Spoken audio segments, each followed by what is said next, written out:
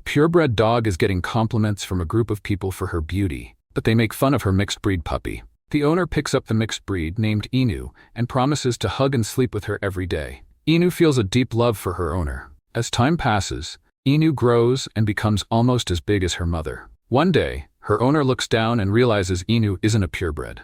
Inu continues to think about how much she loves her owner. When it's time to go out to eat, the owner tells Inu to sit. The owner's mother asks her why she doesn't take Inu out anymore. Inu's owner explains that because she's a mixed breed, people will laugh at her. She reassures herself that she'll bring Inu some food later. A few months later, a moving truck is seen getting ready to leave. The parents tell their child that she can take the dogs with her. She pulls her hand from her pocket and tells Inu to sit. As she drives off with the purebred, she leaves Inu behind. Inu thinks to herself, "Don't worry, Mom, I'm great at staying put. Why is Mom acting like that all of a sudden? I've stayed so many times before. What's different about this time?" We can see the condition of Inu and can assume a lot of time has passed. She is skinny, dirty, but yet, she hasn't moved off the spot she was told to sit at by her owner. Inu thinks to herself that the sky keeps getting dark and wonders why her owner hasn't come back yet. Some people try to feed Inu, but she thinks that they are robbers trying to break into her home. Inu lies down in the cold night and sniffs her scarf. It reminds her of her owner who abandoned her. We are now at school and the teacher announces that they have a new transfer student. Do ask if it's a girl, and the teacher nods his head, which gets the guys very excited. But as soon as they see who is standing in the doorway, they all slump in their seats, silent. The girl's name is Crystal Choi. Daniel wonders to himself why a transfer student would come just before the winter vacation. She scans the room and identifies the cool girls group. She keeps looking and finds the unpopular girls group, where she plans to sit with. As she puts her bag down, she spots the cool guys group as well. Daniel looks at Crystal and she reminds him of his other body, who always gets bullied. So he decides to get friendly with her to try to prevent any of that. He says hi to her. He introduces himself as Daniel and tells Crystal that he also transferred to the school a few months ago. "We live in the same area, it seems, so it's nice to meet you," says Daniel. "I hate handsome guys," thinks Crystal. Crystal reflects on how often she's faced humiliation disguised as kindness. With a forced smile, she thanks Daniel. Zach notices the three guys and warns them not to tease Crystal. Do and his friends feel uneasy, questioning when Zach started acting nice. As the school day wraps up, Crystal walks home alone. She hears barking and spots three guys tormenting a thin, abandoned dog. Inu growls at them, determined to protect her home. Mary steps in, questioning why they're hurting the dog and why they aren't with Zach. Do explains that Zach has been acting strange lately, so they went off on their own.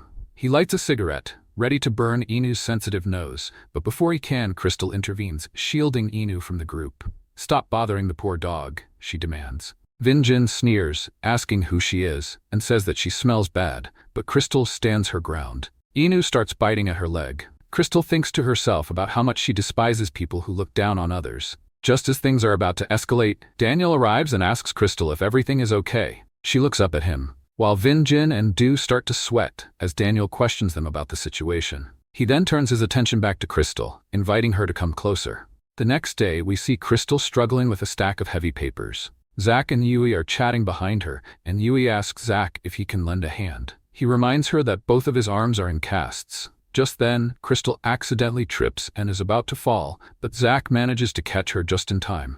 "You know my hands are like this, so don't get mad," Zach says. Daniel approaches to help out and asks Crystal if she made it home okay, suggesting they head home together today. "Please don't be nice to me." Crystal suddenly replies, "I appreciate it, but your kindness could complicate things for me." Daniel pauses, trying to grasp what she means. Meanwhile, some girls across the hallway shoot Crystal intimidating looks as she walks away with Zach and Daniel. Yui suspects that Crystal is just pretending to be weak to hang out with the guys. Crystal opens her book, revealing that some students have scribbled all over it. At lunchtime, she's keeping to herself when a group of unpopular girls approaches and dumps their unwanted broiled fish onto her plate. Yui also joins in, adding her own fish to the pile. She reflects on how differently boys and girls bully each other. Boys tend to do it openly to assert dominance, while girls often resort to secretive tactics, revealing their true colors only in private spaces like bathrooms. As the school day wraps up, Crystal is once again spending time with Inu.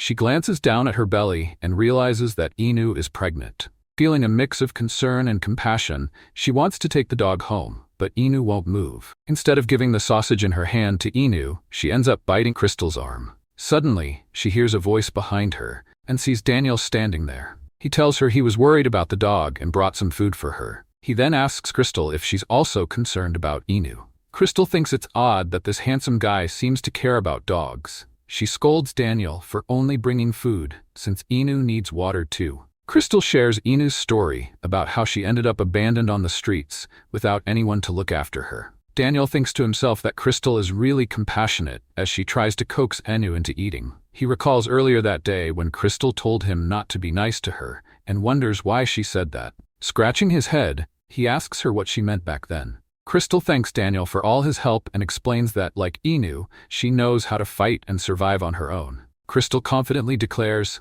"I'm not as weak as you think." She says that if someone keeps offering her support, she might start depending on them. Daniel is taken aback by her words, thinking to himself that she's way tougher than he is. Suddenly, his heart races. Later that day, we hear Crystal talking to herself about the events that unfolded. Her clothes are strewn on the floor next to the shower as she ponders who Daniel really is and why he's pretending to be nice.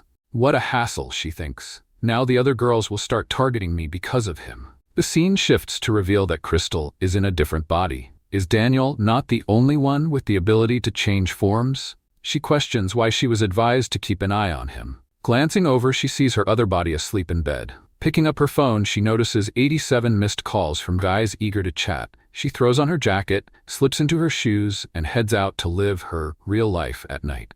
Gunn is leaning against a car, clearly frustrated about having to wait for Crystal top of the massive mountain. He reminds her that the president is waiting for her. Crystal finally steps out of her gate, apologizing for oversleeping. Gunn teases her, asking if she sleeps all day since it seems like she gets at least 12 hours of rest. Crystal brushes it off, claiming she just needs a lot of sleep. It turns out her father, the president, is the only one who knows about her secret of switching bodies. During a meeting, a group of guys introduces themselves, all blushing a bit. After the meeting wraps up, a father and son approach her, handing over their contact information. They run a powerful law firm and offer their help if she ever needs it. Crystal can't help but think that all these fancy business cards, made from eggshells, are just typical of men, as she glares at the two in front of her.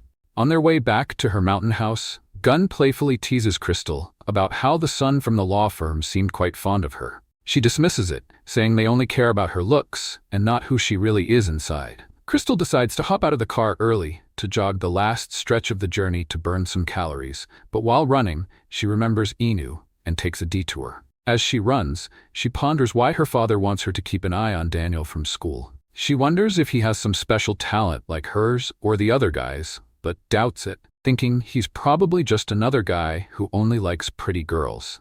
When she finally reaches Inu's spot, she's surprised to find Daniel from the convenience store squatting in front of the dog, trying to coax Inu into eating something. Crystal says hi to Daniel and asks how he knows about Inu. Daniel explains that he heard some barking coming from the convenience store, so he decided to check it out. They chat for a bit, and Crystal surprises him by revealing that they're the same age. Daniel mentions that Inu is pregnant and that he's trying to help her gain some weight. Crystal is impressed by Daniel's thoughtfulness and kindness, thinking to herself how caring he is. She recalls all the times she saw him working out at the convenience store and remembers her own journey of self-improvement. Crystal suggests they work out together since she enjoys it too, and it would be a great way to get to know each other better. Daniel is taken aback. He's never been asked to work out by such a beautiful woman before, and wonders if she's up to something like a pyramid scheme or an organ business. He also thinks back to when he offered to help her, but she turned him down, wanting to handle things on her own. Daniel thinks to himself, I want to be like her. I need to be strong. He appreciates Crystal's offer, but politely turns it down, expressing his desire to tackle his challenges on his own. He echoes a phrase Crystal once said while in her pig form, leaving her momentarily speechless. Wow, he thinks like I do. Who is this guy? Crystal wonders, feeling her heart race unexpectedly. Just then, a voice calls out for Daniel, breaking the moment. It's Zoe, letting him know the store is locked and asking how long he's kept her waiting outside. She grabs his hand and leads him toward the convenience store, glancing back at Crystal, who is blushing slightly. The next day, Inu is preparing for childbirth, sensing that the babies are ready to arrive. She realizes someone has taken her scarf and worries about how she'll protect the house after giving birth. Shivering from the cold, she hopes no one will start trouble with her again. Just then, a dark figure appears from around the corner. Inu starts barking fiercely to scare off the intruder. The person reaches out their hand and she bites it. Are you back for something? Inu thinks anxiously. Get lost, thief. She keeps attacking the stranger until their hand is covered in blood. The camera shifts up, revealing that the mysterious figure is actually Daniel. He comments that Inu only nibbled on Crystal and wonders if it's because he took her scarf. He builds a cardboard house for Inu, which makes her feel a lot better. He retrieves Inu's scarf and hands it back to her. Sorry for taking it, he explains. It was dirty and I didn't want your pups to get sick.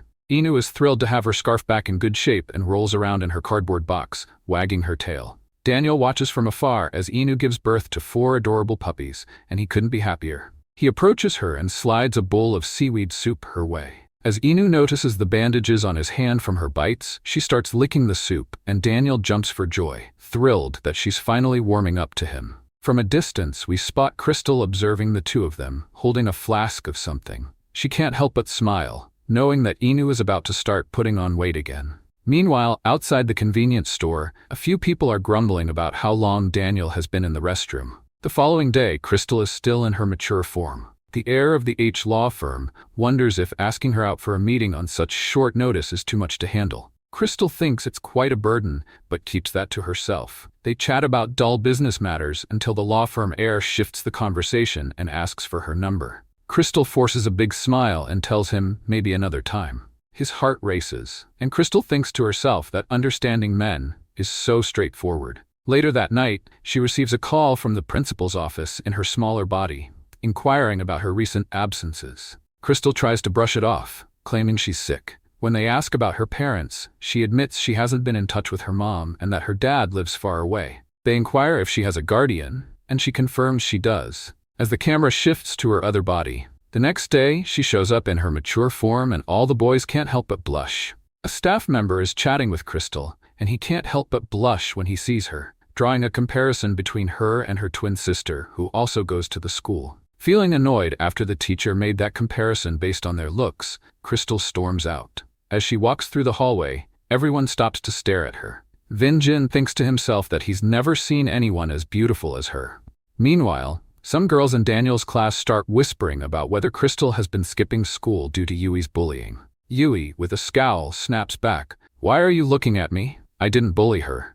Zack then catches her attention, expressing his disappointment, saying he thought she had changed after their incident with her ex-boyfriend at the convenience store. This surprises Yui. A few guys in the class stand up for her, but Zack quickly shuts them down, insisting they shouldn't be fawning over a girl. Mia chimes in, asking Zack if he's about to start another fight, but he brushes it off, claiming he has no clue what she's talking about. The supporters of Yui fire back, pointing out that he's doing exactly what he told them not to do. Suddenly, a box full of burgers is dumped on the teacher's desk. Crystal then reveals that she's actually Crystal's sister. Daniel finally remembers where he's seen her before, at the convenience store. Zoe thinks to herself that she recalls seeing her with Daniel just a few days ago. Crystal locks her eyes on Yui and with irritation asks her not to disturb her twin when she returns to school. Yui avoids looking at her and feigns innocence, claiming she has no clue what Crystal is talking about. Daniel shoots a disapproving look at Crystal, thinking she's being pretty rude to someone she just met. Noticing Daniel's glare, Crystal shoots one back, recalling how she warned him not to let his looks inflate his ego during the auction at the festival. She figures Daniel's pride is bruised because of her, while Daniel reflects on how she used to be nice to his other self. It seems like the two body switchers are at odds. Meanwhile, we check in with Inu and her crew, who have all put on some weight and look quite healthy. Daniel sets down a bowl of dog food for the dogs and says, I have to head to work. I'll be back later, as he waves goodbye. Inu remembers her previous owner saying the same thing. The pups dash after Daniel, and Inu barks for them to return, knowing they should wait for their old owner, but she can't help but see how much they enjoy Daniel's company. Inu grabs her scarf and heads over to Daniel. I'm sorry, my owner, your scent is fading.